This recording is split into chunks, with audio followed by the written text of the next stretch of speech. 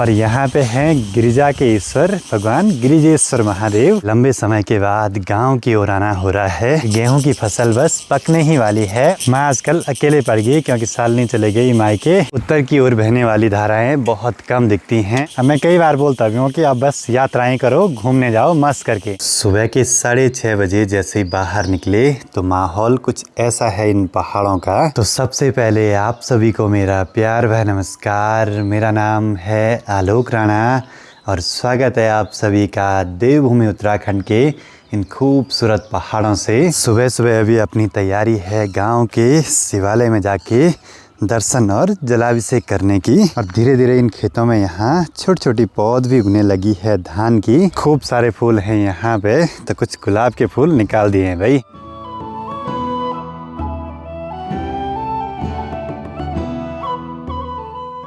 काफ़ी लंबे समय के बाद गांव की ओर आना हो रहा है। बहुत सारे बदलाव भी दिखाई दे रहे हैं।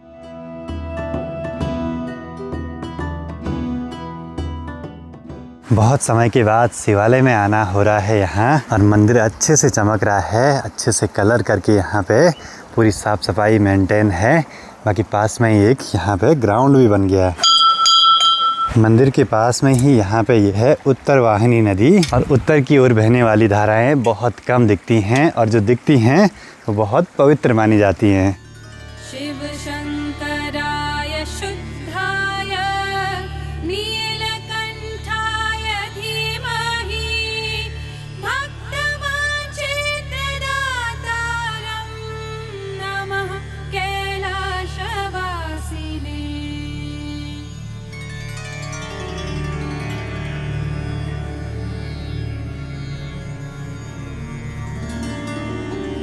नमः सद्गुणदेवाय त्रिपुरान्तकाय नमो नमः भवभयहर करुणाकराय अनन्ताय नमो नमः। करीब 9 बजने वाले हैं और लगभग 1.5-2 घंटे मुझे यहाँ पे हो गए। कुछ भी पता नहीं चला भाई। बिल्कुल शांत सी जगह, मेडिटेशन करने वालों के लिए, नेचर को फील करने वालों के लिए। श्रावण मास में तो यहाँ बहुत ज़्यादा भीड़ रहती है श्रद्धालुओं की, और उस समय यहाँ नदी में भी बहुत ज़्यादा पानी बढ़ जाता है। बाकी शिवालय के पास में ही यहाँ पे है भगवान भैरवनाथ जी का मंदिर, और थोड़ा सा ऊपर पे अपने कुल देवता क्षेत्रपाल महाराज भी हैं। बाकी दूसरी तरफ यहाँ ऊपर पे भी भगवान भैरवनाथ जी का मंदिर, और गाँव के पास में माँ गिरजा भवानी का मंदिर। और यहाँ पे है गिरिजा के ईश्वर भगवान गिरिजेश्वर महादेव, और गाँव के हर कोने से दिखाई देता है सामने चौखंबा पर्वत, बहुत ही सुंदर। अब जितने भी गेस्ट हमारे घर पे आते हैं तो यहाँ मंदिर में दर्शन कर सकते हैं, भगवान जी को जल चढ़ा सकते हैं, और बिल्कुल शांत से माहौल का अनुभव ले सकते हैं इन खूबसूरत पहाड़ों के बीच। बाकी गांव में ये वाला स्थान है भगवान मध्य महेश्वर जी की डोली के रुकने का। जब भी डोली अपने धाम से वापसी उखीमठ ओमकारेश्वर मंदिर के लिए जाती है तो एक रात्रि यहाँ गांव में आके इस जगह पर विश्राम करती है डोली। और यहाँ पर एक पारंपरिक शैली में बना हुआ पहाड़ी घर।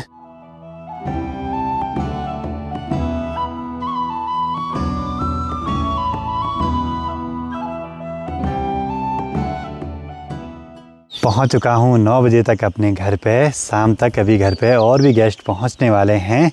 देखते हैं भाई, उनके लिए सारी तैयारियां करके रखनी है। सबसे बढ़िया बात, अभी मौसम काफ़ी सही है, एक भी बादल नहीं है आसमान पे। लेकिन हो सकता है कि शाम तक बारिश भी आए, और कल परसों से तो लगातार बारिश का माहौल दिखा रहा है भाई। मतलब 1-2 हफ्ते तक तो ऐसा ही माहौल रहने वाला है शायद। सर में बल मकड़ी के जाले लगे हैं, बल मकड़ी जाले लगे, पता नहीं कहाँ से लगे। बाकी पप्पा जी का काम है यहाँ घर पे चादरों पे प्रेस वगैरह करना। और अभी तो कुछ समय पहले हम पे एक प्रेस आई है। ये तो पुरानी वाली है अपनी, और ये वाली जो अपने सब्सक्राइबर्स ने हमें गिफ्ट करी थी। ये वाला काम बहुत ज़रूरी है भाई। होम स्टे को अगर अच्छे से मेंटेन रखना है तो। होम स्टे में अपने मात्र 3 कमरे हैं, लेकिन कोशिश हमारी ये है कि कमरे कम, लेकिन उनमें जो सुविधाएं हैं, गेस्ट को जो कंफर्ट है वो अच्छे से अच्छा मिले। पापा जी का तो ये काम दिन भर का है। बाकी शाम तक गेस्ट भी पहुंच जाएंगे।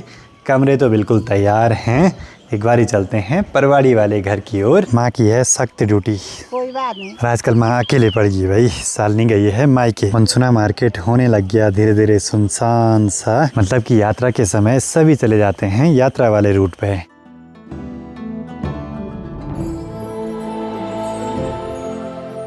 बहुत दिनों के बाद आ रहा हूँ माँ के साथ परवाड़ी वाले घर की ओर। और रास्ते में यहाँ देखिए सिर्फ ये रंग बिरंगे से फूल खिले हैं बहुत ही ज़्यादा आजकल। घर जाने से पहले यहाँ पे काफल का पेड़ दिखाई दिया है जिस पे कि खूब सारे काफल भी लगे हैं। इस वाले घर का माहौल तो अभी बिल्कुल सुनसान सा रहता है। सिर्फ यहाँ अब दिन के टाइम पे आना होता है छोटे मोटे कामों के लिए।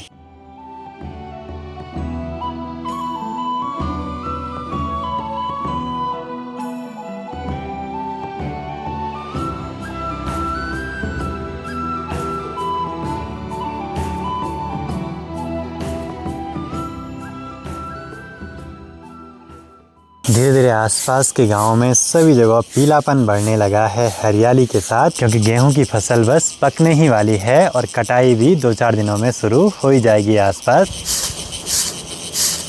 इस वाले घर के पास में घना सा जंगल है तो पत्तियां उड़ के यहाँ तक आ जाती हैं। चारों ओर माहौल में इस कीट पतंग की आवाज आ रही है। सामने पे बैठा है एक, यही इतना शोर कर रहे हैं आजकल चारों ओर यहाँ। बाकी अपनी इस धारे में भी काफी कम होने लगा है पानी, शायद ऊपर से कहीं दूसरी जगह पानी जा रहा है।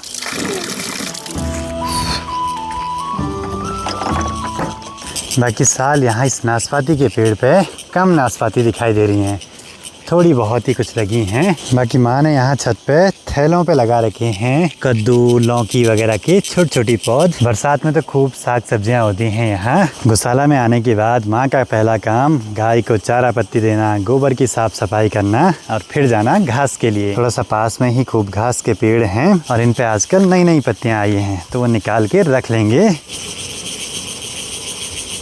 माँ इस पूरे पेड़ पे पहले चढ़ती थी, बोला ऊपर तक। अब अब नहीं चल पाते वे ऐसे बड़े पेड़ों पे, बहुत बड़ा पेड़ है ना। घास काट के देंगे आज। माँ आजकल अकेले पड़ गई क्योंकि साल नहीं चले गई मायके और घर के काम गौशाला के काम सभी माँ को करने होते हैं। अब मैं कई बार बोलता भी हूँ कि आप बस यात्राएं करो, घूमने जाओ मस्त करके।